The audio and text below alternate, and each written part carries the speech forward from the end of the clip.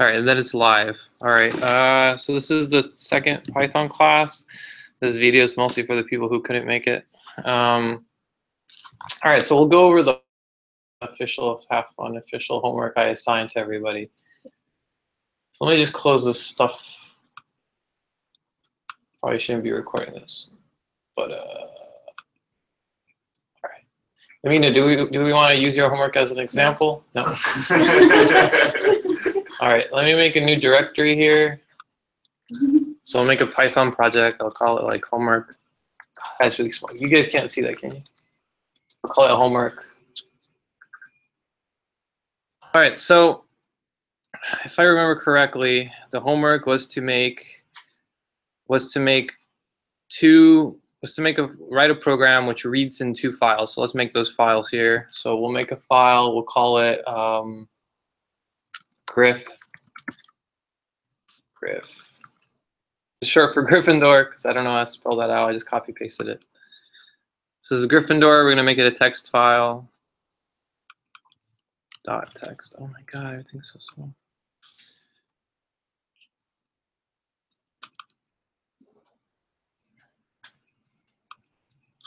All right, so this is Gryffindor right here, and in Gryffindor, let me increase the. So in Gryffindor, we're gonna put in Harry.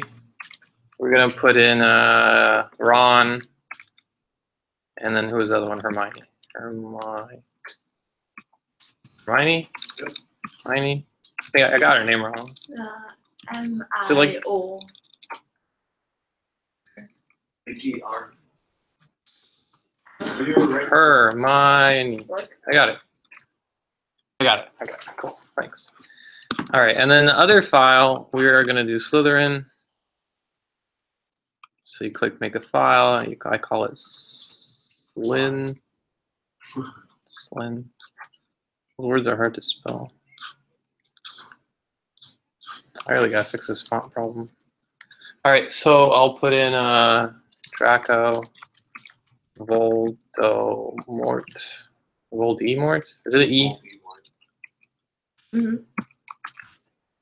That. Okay, whatever. And I'll put Igor. All right. And then the homework, let me make a Python file here. Call it I don't know, combine or something. Not a really great name. All right. So first, there's like the homework had multiple parts. I did that on purpose so that people with less experience could at least do something or make some progress going through it. So the first thing you want to do is obviously you want to read those files. So provide you guys with templates. You could actually open those templates now. I won't open those templates now. Okay.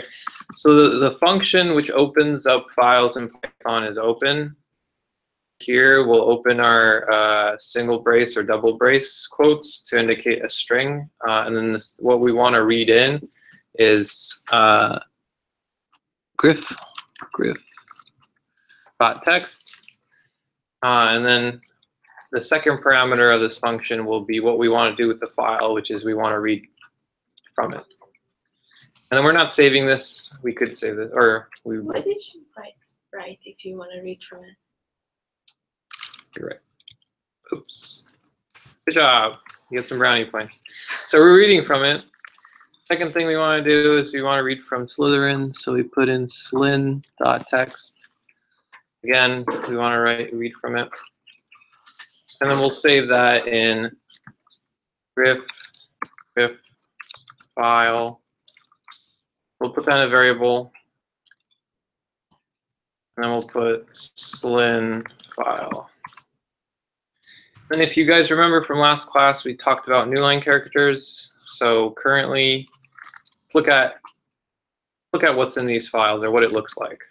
Just make sure we read from the file correctly. Last time I had some issues.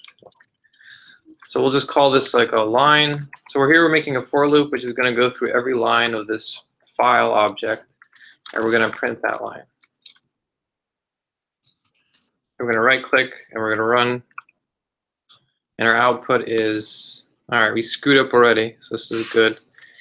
So the issue is it can't find Griff, and that's because I didn't add an extension to the object or to the file. It's just called Griff without the txt.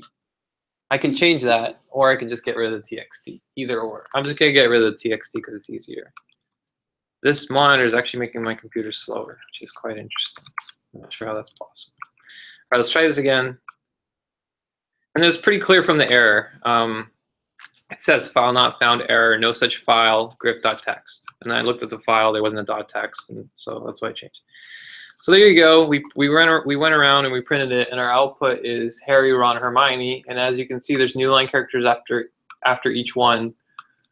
So we want to get rid of these new line characters. And then last class I went over how to do that. And the way you do that is you use strip. So we'll do line dot. I guess you could do name. It doesn't matter. Name dot strip. This will take the string and it'll strip off the new line character, and then we want to save this in Griff house, I guess, or Griff what? Names. Griff names. Nice. All right, Griff names, and then we'll make this an array. And the way we make an array in Python is we use square braces. So we'll add that Griff name append, and so this is how you add to a list. Add to the end of a list, to be precise. And then at the end, after we did that, we can print our list. Oops. All right, we'll run that. And there you go. We have our list of Harry, Ron, and Hermione. And there you guys a trick. I hope this works. I think it does. I will look like a fool if it doesn't. So let me run this. So this is another way you can, all right, well, I was half correct. This is another way you can add a name to an array. So, but instead of using append, but I just discovered is it will take each character of that string. So I guess the last time I used this, I was using objects, which couldn't be broken down into characters. We can get back to that. That's just, that's how you guys append. Just use append. It works. All right, and then we'll do the same thing for Gryffindor, and we could just copy paste. Actually, instead of copy, let's make a function. Because functions are created in programming languages when you're repeating something more than once. And this is what, and we're repeating something more than once. We're reading names from a file and we're saving them into an array. So let's create a function. So we'll create, actually, let me check something. Let me check this is recorded. I feel like I'm doing a good job so far. So I want to make sure that there's other people have access to this. Where's the link? Oh, there it is.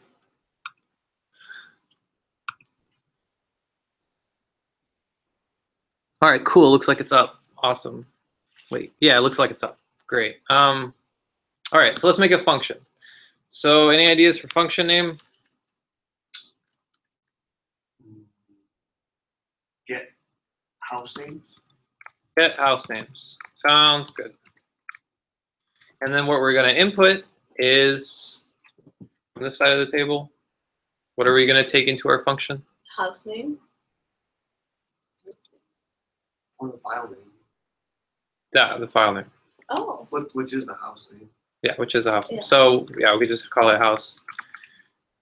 Well, Yeah. it's House file file. name. File name is a lot better. File name. And we're at a colon, telling us that we're opening our function up, and then each single tab means we're inside the scope of a. Oh yeah, I know. All right, each single tab that says that we're inside that the scope of the function, and then we can just so there's this other trick where you can select multiple lines of code and hit tab, and then it'll tab all those lines of code. Pretty simple. So everything from line 4 to 7 is inside this function. So what this function will do is it will create an array called Griff names. I mean, you could just name this anything really. And then it will go through our file name. I'll replace it here. It will get the name from the file name, and then it'll go through each name. It'll strip it. It'll add it to Griff names, and at the end, we will want to return Griff names. All right, cool. So now, when we're going to go print to test this method or function, same thing, we will do get house names, and then we will put in our file name. Or no, we will just give it the file object, which is Griff file. We'll run this, and same result. Great. So let's try this for Slytherin. And you can also add open into it too as well. Yeah, I mean, we could have done this all in one file if you guys really want to be fancy. Yeah, I'll show that just for fun. People who are more advanced. Let's test this out. Cool. So far it works. And just as a teaser of what you could potentially do in Python and what lots of other languages don't do. And this is not necessarily a good thing that you can do everything in one line, but it's something. So theoretically, you can open the file, you put in Griff. You don't actually need the R. It's actually assumed that you're reading to it. However, you do need a W if you're writing to it. So we can just leave it without the R. We can loop through, we can save this into an array. Actually, I'm getting ahead of myself.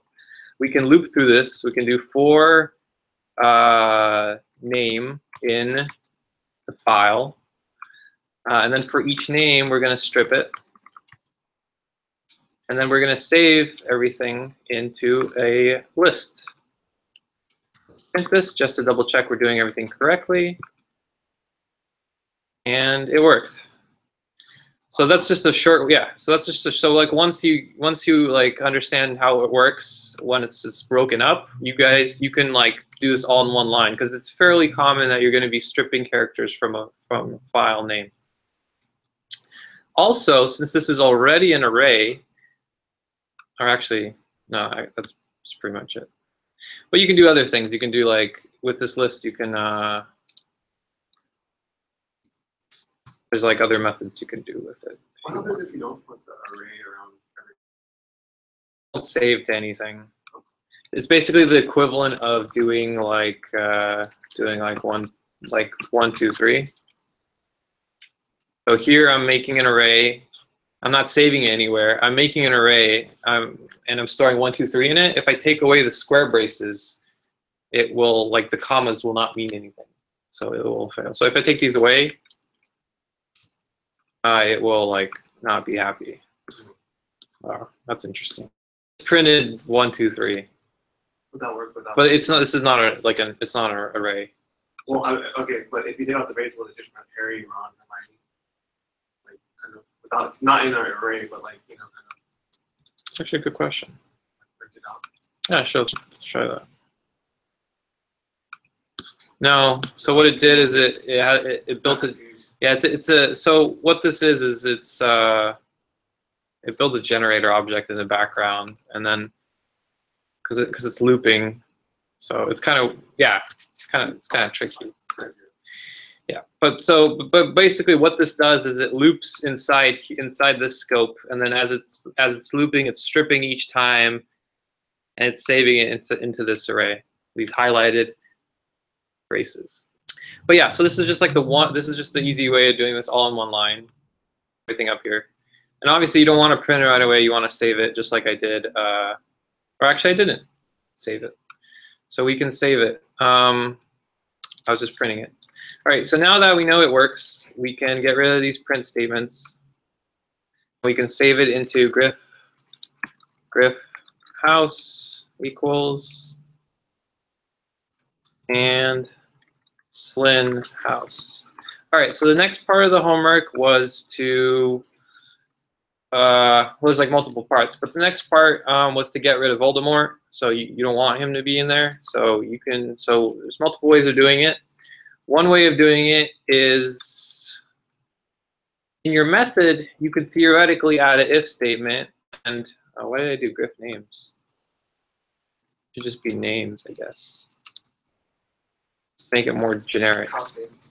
House names. Yeah.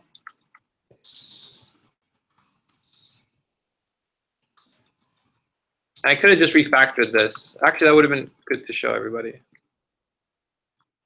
at home. Go back. All right, so I realized here that Griff names isn't a good variable name because, you know, when we do the Slytherin names, those aren't Griff names. So what I'll do is I need to get rid of this. I need to replace it. So instead of doing this one at a time, I could just select it, right-click it, hit refactor, rename, and then I'll call it house names. I hit enter. Cool. So one way of getting rid of Voldemort is as you're going through each name, you can compare it with the string Voldemort.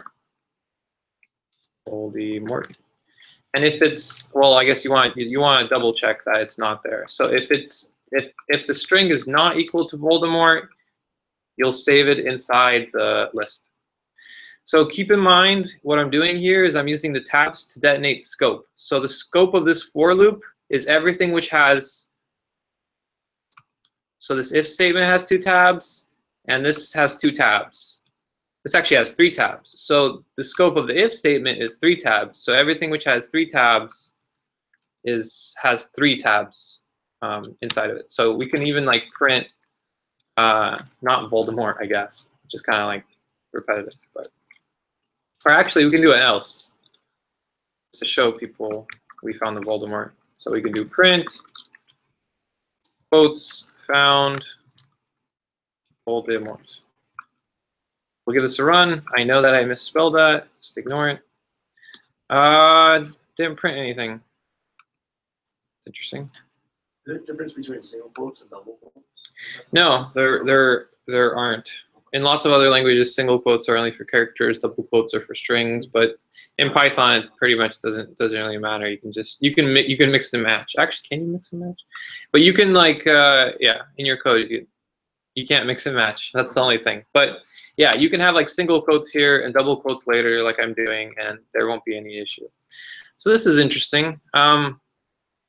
I'm calling the method here. So apparently it's never finding Voldemort. I must have misspelled it. No, it's the strip.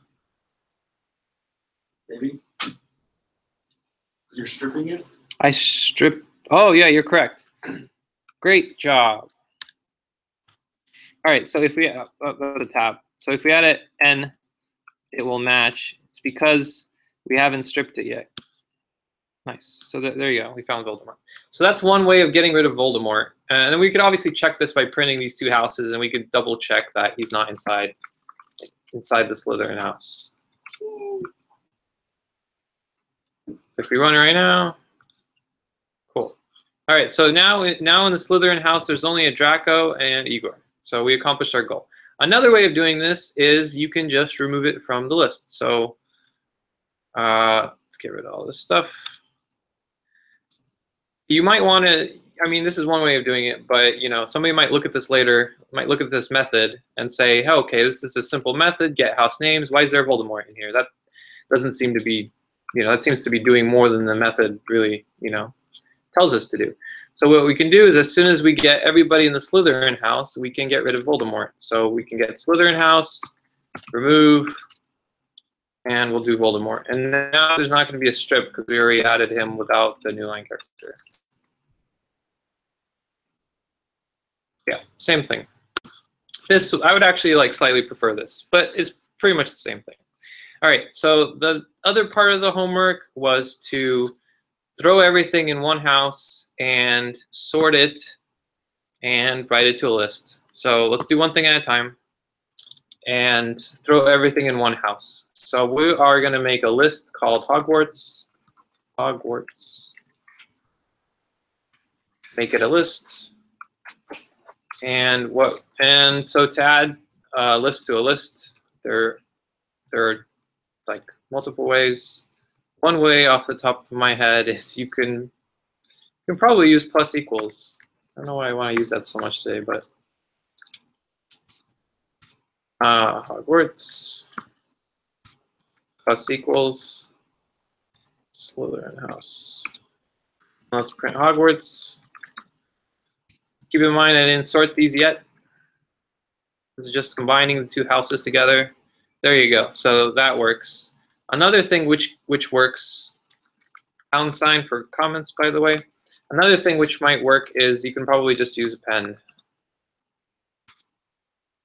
Actually, pen. Actually, I'll give you guys that as a short quiz.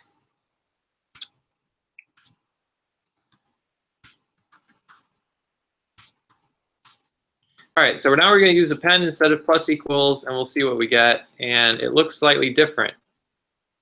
Actually, let me print both. Or I can't print both. I can just do Hogwarts like 1 here. Copy this.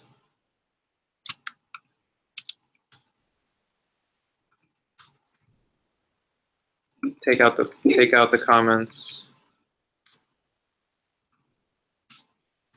And print. What did I do? Ah, this is fine. Isn't it? Print Hogwarts one. Oh, because yeah. Oh, this is actually an interesting one. So the reason this is not working is because I'm trying to call Hogwarts here before it was created, and it's created down here. So order kind of matters, just like in math, I guess. So I'm going to create Hogwarts here. It's not going to have an issue. I'm going to create Hogwarts 1 here. Let me move this down and make this Hogwarts 1, 1. My computer wasn't so slow. All right, and then here what we're going to do is we're going to print our... All right, so now that we run this, you will see that there is indeed a difference between plus, equals, and append. So quiz time, hope everyone was paying attention. Why is there a difference? Someone other than Simon.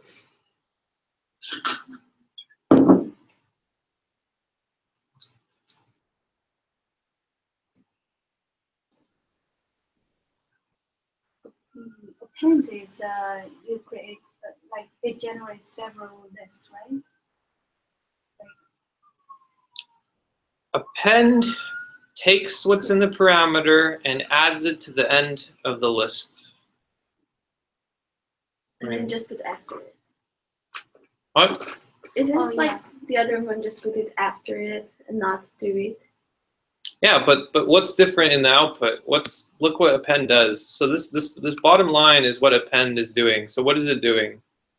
How many elements? Oh, it created a new list. Yeah, How many elements is in Hogwarts 1?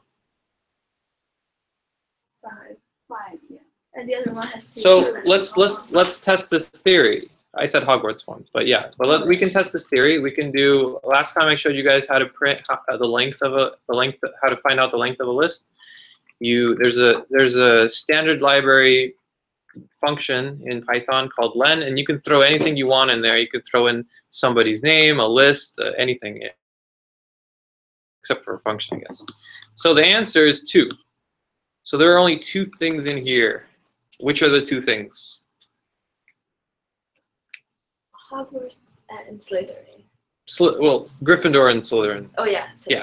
That's So the 2 houses. So why is it doing that? Is because Gryffindor house is a list. It will take that as a list. It will this other list as a whole. While plus equals, what it will actually do is it will actually like unpackage it for you. I think that's actually also in the library. There's also a method called extend. Works the same way. So extend, as like kind of obvious from its name, it will extend this list, I believe. All right, so let's try doing this. And hopefully this will have the same functionality as plus equals. Run this. Yeah, so now our first Hogwarts is exactly the same as the plus equals.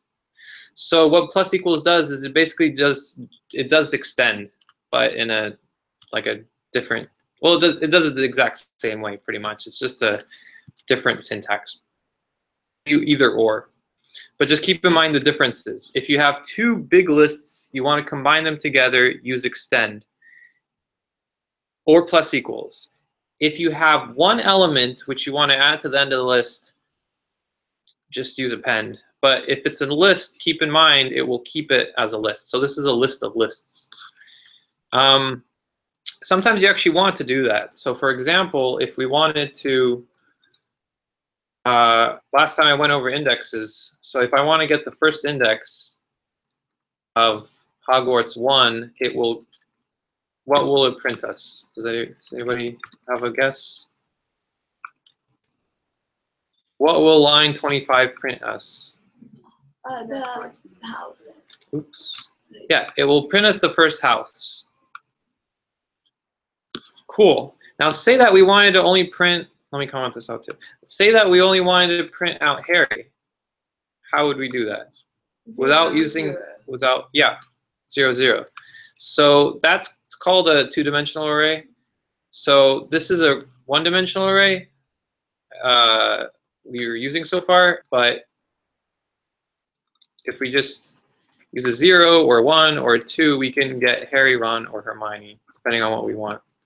It's not quite a beautiful thing because, you know, somebody can look at this without reading the entire code and understanding exactly how it works and using print statements. Nobody can look at this line of code and immediately know off the top of their head, oh, 0, 0, that's Harry, obviously. So keep that in mind. It reduces readability a little bit, but that's a side note. So we accomplished our goals in two ways. You can either use append, or you could either use extend or plus equals. Careful about using append. Use those with one element most of the time. All right, cool. So we'll get rid of this stuff. Quick question. So Go ahead. Are you just adding? If you add two arrays together, they combine. So you can just do Griff house plus Slytherin house equals Hogwarts equals Griff plus Slytherin house. That's the same. Yeah. That's the same as. That's a good point. Let's give that a shot. I would expect that to be true. Yeah, just like math, we can just do addition. So we'll do plus Slytherin. Okay. Let's give this a go, and it gave us the same result. Awesome. What's interesting about this is, well, actually, I'm overriding it, but it doesn't matter. It doesn't matter. Oh. It doesn't matter. It doesn't matter because so another interesting side note. I hope I'm not convoluting this, but the reason it didn't print it twice was because we're adding Gryffindor house, Slytherin house, and then again we're adding Gryffindor house, Slytherin house. So you would expect this to be, when I print this, you'd expect it to look like double, but it's not. The reasoning for that is when you use the equals, it overrides the entire Hogwarts house. So you kind of start from scratch at this point. So what's interesting about this plus sign is it's pretty much the exact same thing as plus equals. However, the difference is that the order will matter. So in this case, we're printing Harry, Ron, Hermione, then Draco, Igor. But in this case, we'll print Draco, Igor, then Harry, Ron, Hermione. So this is actually interesting in case you want order to matter with your thing. But as per the homework, we don't really care. So the next thing we want to do is we want to sort it. The way you do that, as I mentioned in class last time, is you can just use the sorted function. But remember that the sorted function will return you a sorted object, so you have to cast it back to a list afterwards. And we will cast it back to a list. We'll print it again, and there you go. It's sorted. D-H-H-I-R. Awesome. So now that it's sorted, I think the last part of the homework was just save it to a. Let's just save it or write it to a.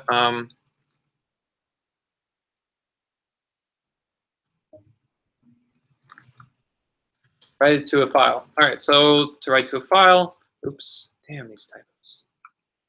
I think when I write actual code, I have less typos. All right. So we'll create a Hogwarts file. We'll use our open method, and inside here you can name it whatever you want. So we'll call it Hogwarts.text. Pretty sure you have to use the write command in the second parameter, and then what we'll do is we can make a method out of this. Pretty simple, but I'll choose not to, just because we're only really doing this once. So what we're going to do is we're going to loop through each student in Hogwarts, and then for each student, we're going to add that. We're going to write them to the Hogwarts file. So we'll do Hogwarts file.write, and inside we'll put in the student, and that's pretty much it. There will be one issue with this. Let's look at what that issue is. So this is the file of Hogwarts. It successfully created the file. The issue is we don't have new line characters. Does anybody have an idea of how to fix that? /n. Correct. So we'll go to student. We'll add the new line character. And keep in mind, if you're doing this on Windows, you will have to have something like this. Don't ask why. You can Google it. Carriage return for Windows machines. Yeah. Anyways, yeah. So that was pretty much the homework. Let me see how much time I have. Going over homework. Okay. Well, hopefully this will be useful for like people doing stuff. What else can we do with this file? Is there any way to add, instead of the parameters, add that you don't know how many parameters there's going to be? So you add a keyword, and then it runs through all the parameters within the function. Specifically, like what parameters are you referring to? How many? Like, let's say you do it like You don't know how many files you have? and you add all the houses, like house 1, house 2, and then 2 for loops. But you know, instead of adding house 1, house 2, house 3, house 4 for all of them, if there are more than that, you just add like parameters, and then it loops through all the parameters, and then does the for loop for each parameter. Yeah, you can just put each house into an array. I mean, you have to write the houses, figure out how many files you take in. Like theoretically, if you really wanted to, you can go through a directory, take every file, Okay. and then do it that way, in a sense. But I think, like your point, like, is there like an ellipses option? Where you can No, I I don't. think it's called REST parameter. Yeah, in right, yeah. JavaScript. I don't think there is. Yeah, I know JavaScript does have that. I don't I know. really have that for the news. Python might to that question, but Like in JavaScript, there's an arguments object Yeah. that you can grab things. Is there an arguments object? there might be. I don't know. I don't think I've used one before, but yeah. I mean, I can see how this would be useful if you want to go into a folder and grab every single file from that folder, and you don't want to just go in your code and write out the exact file name of, every single file in that directory. You want to just write a piece of code which will go through the directory, grab every single file name, save it into an array. So I don't know off the top of my head. I mean, I could easily do that for next class, but I don't know off the top of my head how to get all the file names from a directory. But once you write that piece of code, you can just have like file names. You can have your file names stored in here. Now, what I'm doing now is I'm hard coding it right now. I'm writing in the file names manually, but theoretically above here you can have a function which does some magic, which will save stuff to the file names. But yeah, so once you do this with your file names, you can have file object. What this is it's going to be an array of file names. As you're going through this array for file in file names, you are going to be opening each file. Open file. I mean, that's pretty much it. Yeah. So in this way, if printing it will be pointless because these are file objects. But yeah, this pretty much will go through all of your file names. It will open them up and it'll save them as file objects. And then you can take your file objects and send that through your house names. And then of course here you have to loop through. I thought that'd actually be interesting. So you can have your file names. I guess, yeah, I'll just call them file names since it's already done. But or actually I do have to change it. So what we're going to do here, so now instead of taking in one house at a time and doing it and calling it one line at a time, what we're going to be doing is we're going to be going through our for file name in file names. Ignore the camel case, I'm not being consistent. I'll tab here. All right, so I guess I didn't need to do camel case here. Why is it? Okay, there you go. So now it's happy. So now what it's doing is it's going through every file name. It's getting each individual file. Actually, let's debug and actually see what it's doing rather than me just telling you guys like a dictator. All right, so let's call our function here. Let's do get house names. We'll give it our file objects. We put a debug point here. Let's hit debug. Oh man, that is really small. All right, everybody's gonna have to, yeah, I can't increase that. Everybody's just gonna have to squint. All right, so we have our file names here, which look like, there's two of them, 0 and 1, and they look weird because they're file objects. And so as we go through one, now we have a file name called Griff right here. And then we're going to go through Griff. Now we have a name, which is Harry, with a new line character. I mean, we already went over this. But yeah, this is basically how it works. It's going to go through every file name. Then it's going to go through every name of that file name, et cetera, et cetera. So this is called a nested for loop. I don't know if I covered that in the last class, but yeah, ask me any questions if this is not understood. Because sometimes these things can get a little bit tricky, especially with the naming, because you have file objects, file names, file name, and name, and house names. Lots of names. All right. Anything else anybody wants to do? Anyone? Question. Go ahead. What do you do if you don't want to start from the first one with your loop? All right. So what you're referring to is using indexes? So like in JavaScript, you can say that I is not 0, but I is like 3. Yeah. So using indexes. Cool. Yeah. So let me do this below. Or get only every second. Sure. Let me do this below so that, let me just comment all this code out.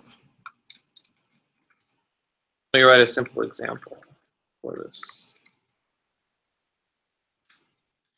So to comment multi-line characters or multi-lines in Python, use triple quotes. All right, so what Amina asked was, say that you have a list of names, like Igor, Amina,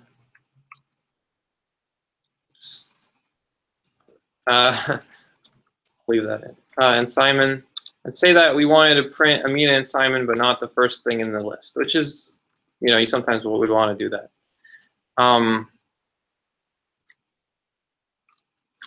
Just sometimes you want to do that. I could have obviously thought of a better example. So what we've typically done is we've used something called an enhanced for loop. So I've just used these. I haven't really explained to people what they are. So this is called an enhanced for loop because what it does is it'll create a variable for you from this list, and it'll start from the beginning and it'll go to the end until it realizes that the list is empty. But if we want to not start from the beginning, we can't use an enhanced for loop. What we'll have to do is we'll have to use indexes.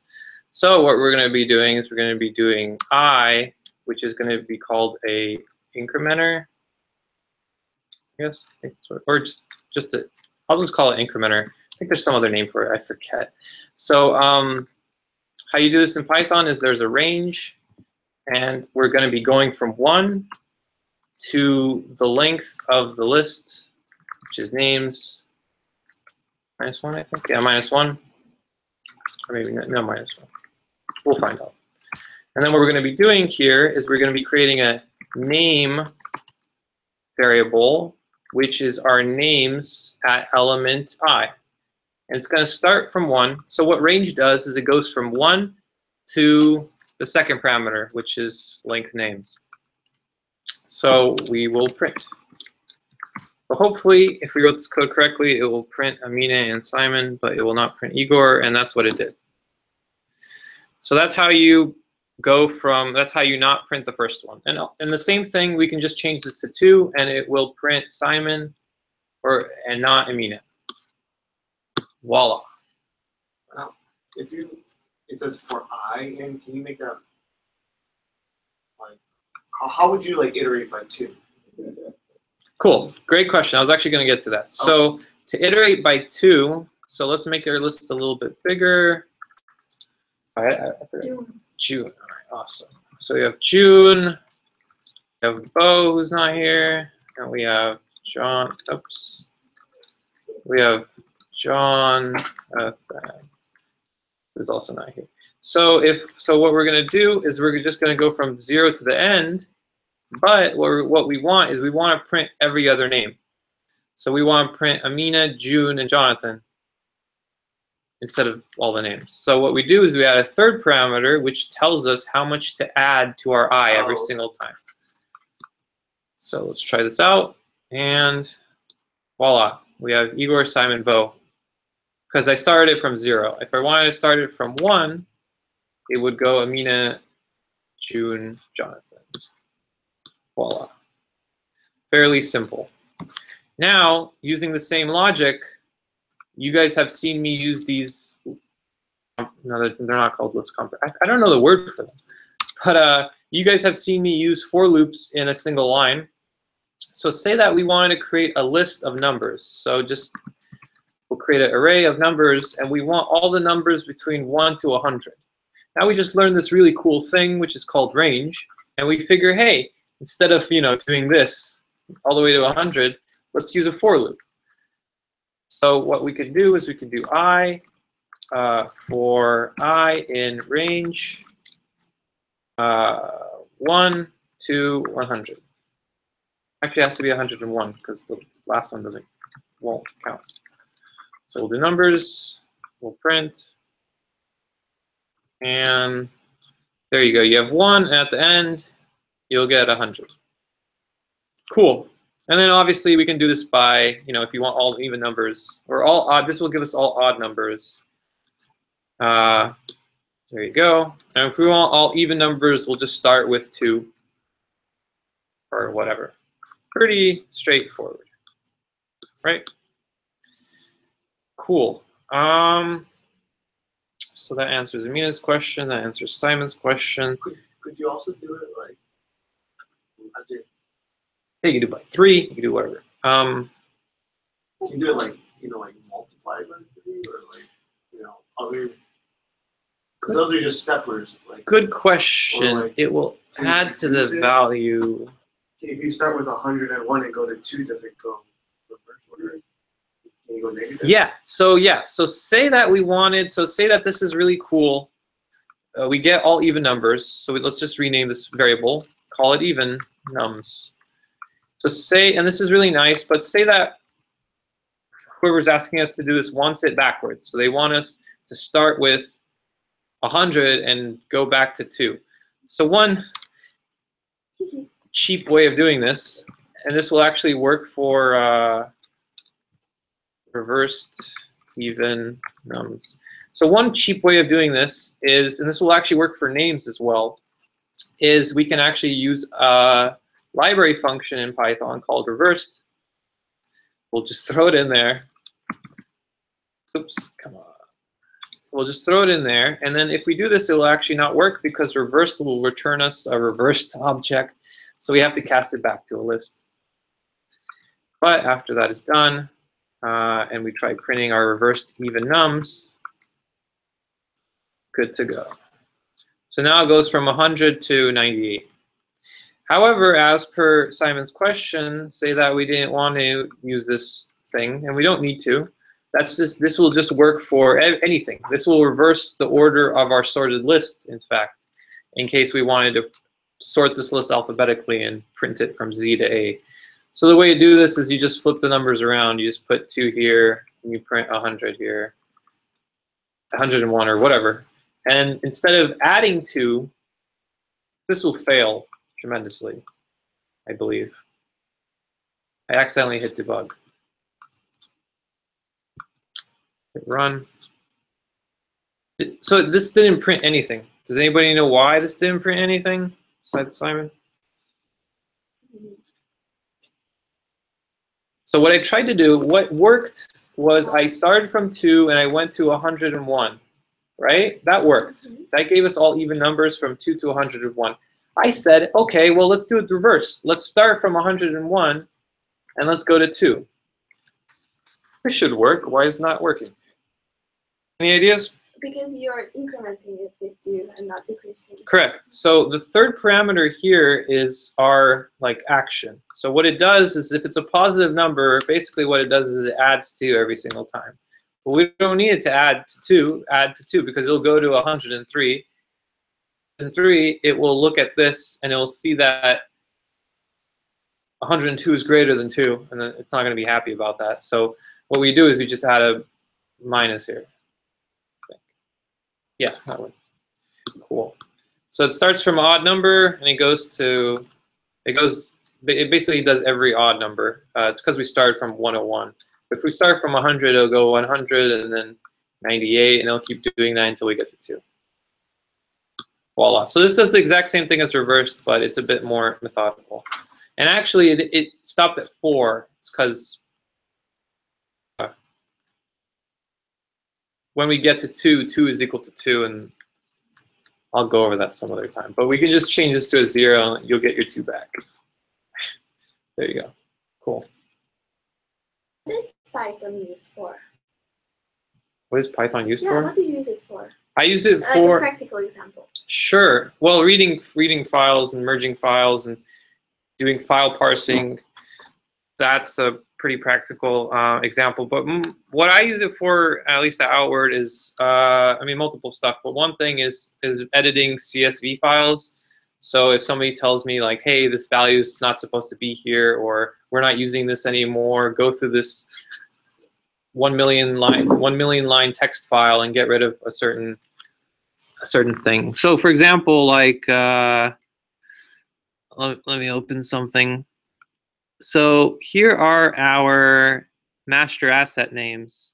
So these are what we use at Outward. So the first thing in this thing is we have a collection name, and then we have whether it's leather or upholstery, and then we have what type is it? Is it a chair? Is it a love seat, et cetera, et cetera? And then we have some ARM thing, which I don't really know what the heck that is. And at the end, we have the SKU, right? So I'm given this list, and say that, somebody tells me, oh, we just finished rendering all of these nouveaux, or everything with nouveau underscore under it was from this list for us. And obviously, I guess you could use like a Control F feature or something, but Anyways, so I can write a script which can go through this and get rid of all these nouveaux. Or I can get their SKU, make sure the SKU, do some comparisons with that. Just basically like file manipulation, text manipulation. I wrote an XML to JSON parser in Python because LazyBoy gives us XML, which is correspondent with their price book. So I convert that to JSON, and then I import the JSON into a database where people are able to use the data instead of me just giving them this XML file, which they're not able to index correctly. What else? Oh, I'm also able to test URLs, but that's a little bit advanced. But I wrote a little piece of Python code which tests whether a texture exists on a website So the Python code was right here. Let me try to take it back. All right, so I mean, this is a little bit advanced, but basically there's a library. I could explain what libraries are some other time, but there's a library in Python called URL library, right? Is it finished? There you go. And then I import that library, and then what I can do is I can use its object. I can use a method inside of it called request. And then inside request, there's a URL open. And what I can do is I can open this link. So this is a site hosted, or this is a link hosted by, or this is an image specifically hosted on LazyBoy for one of their textures. And what I'm doing here is I'm going through every possible ID and making sure it exists. And so I will save this in a variable called A. And then after I save it into a variable, I can do a.getCode. And that will print an HTML. Let me get a valid texture real quick. Where are my textures? Oops, these are style numbers. These are textures. All right, so hopefully this one is a valid texture. All right, cool. So instead of ID, we will put in this number here. And so now if we print and run this, it failed. Has no attribute request. It's not good. How did I do it here? A.code has no attribute request. Oh, I know what we did wrong. Simple. We just need to import URL lib.requests. And now that we run this, you can see down here it printed 200, which is a HTML, HTTP status code saying that this link is current. There's something currently there. Yeah. Now, if we just take this a digit off of this code and we run it again, it will give us 400, or actually it'll crash. So we actually have to write a try for loop. Try for loop to make sure that to catch the error. Yeah, it'll fail catastrophically. So yeah, it printed it right here, HTTP 404 not found. So what I did here is I combine two strings together, and I make a variable called ID, and I read a file. I'm not gonna do this right. I'm not gonna like go into details right now. And then look through it. Yeah. So I have texture IDs, and then I have a file of my texture IDs. How quick is this? Pretty quick. I think it's quicker than crawling through AWS. Well, this isn't on AWS. I'm checking it on LazyBoy's side. Sure. I'm just saying, what if we were to check our own images? Perhaps, I don't know. We can do a comparison. I don't know the benchmarks, but yeah, I can. I can clock it and check. Shouldn't be too hard. Yeah, because I think Bo's doing a lot of scraping through AWS, like just through the CLI. Mm-hmm. I don't know what is faster. No, I could give it a shot, but you have to. But what's great about this is that I know the exact pattern because they're. Well, we do too, I guess. There's obviously a rhyme and a reason to how we do it. But yeah. Actually, I don't know. I think there's some. I think it still goes like collection texture, and then it goes all the assets or all the features or whatever, nail heads, stuff like that, and then the textures at the end usually. So yeah, and I make an ID and I'll loop through it. I'll loop through it for every ID in. Why did you write texture. When did I write it? No. It says W instead of R. I don't know why. I'm doing that. Yeah, so I'm going through every ID in texture IDs, and I'm making sure it's up. And whichever are down, I try to investigate and figure out why they're down, if they're hosted somewhere else, etc. Can you? And then you can just like, if the result that you get back is not due, and it just writes it to an array, and then you have a list of things that are not there. Yeah, exactly. So I can generate a list of textures which I haven't found. Why are you looking at their graphics? I was just doing this to make sure. I was just doing this as an example. Okay. You're not actually looking. mentioned that they're Yeah, no, I was just curious whether all the textures which we scanned were available, and we had a thumbnail for all of them. Just, I mean, there were like 2 reasons I wanted to do that. But yeah. I think we're about wrapping it up. I'll post the homework. Of course, it's gonna be really hard to think of homework. Well, no, I guess I did cover some new material with indexing and stuff. So I wanted to cover some string manipulation, but fine. All right, great. Any questions? Cool. See you guys next week. No problem. So you just go Google Hangouts, and when you want to stop the broadcast, you can just hit